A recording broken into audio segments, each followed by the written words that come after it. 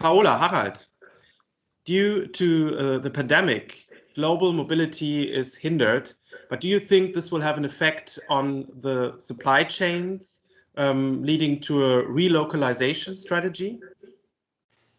Because of lockdowns associated with the spread of the pandemic, the global supply chain suffered many troubles. And due to this, many companies are redefining their boundaries.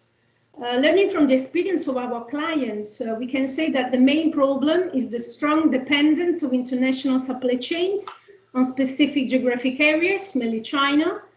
If we talk of manufacturing companies, the most effective ones were those depending on a single supplier and a limited geographical area. In the past, many production have been moved abroad to reduce costs. Nowadays, this choice showed a single point of failure, and many companies are considering on reshoring.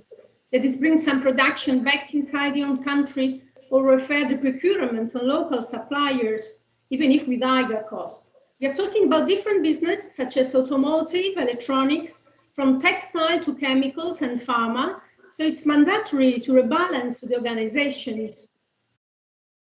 Paola, thank you very much, but I have to say I don't fully agree. If we have to view on the way we do business in a longer chapter, so let's talk about the last 50 or even 100 years. And we have to admit that in the former time, there was one country producing and transporting raw materials, and the other country produced finished goods, and then there was a kind of import-export, which produced a lot of imbalance. And actually, I agree that we all have to look more on sustainability. But if you have a look on the global markets like automotive, engineering, electronic, pharma, and chemicals, we all are talking about global markets and global products. So relocalization is definitely happening, but only in very small segments. I agree with you, Harald, because, for example, just talking about Italy, only food and pharma business, with few exceptions, continue to work at full capacity because the production is concentrated locally. But on the other side, they suffer strong impacts on exports.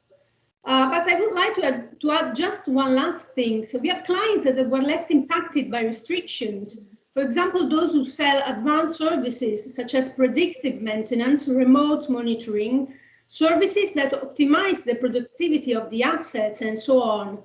But in any case, Italy is mainly a manufacturing country. So I think that for many companies, it's necessary to rethink and transform their global supply chain model.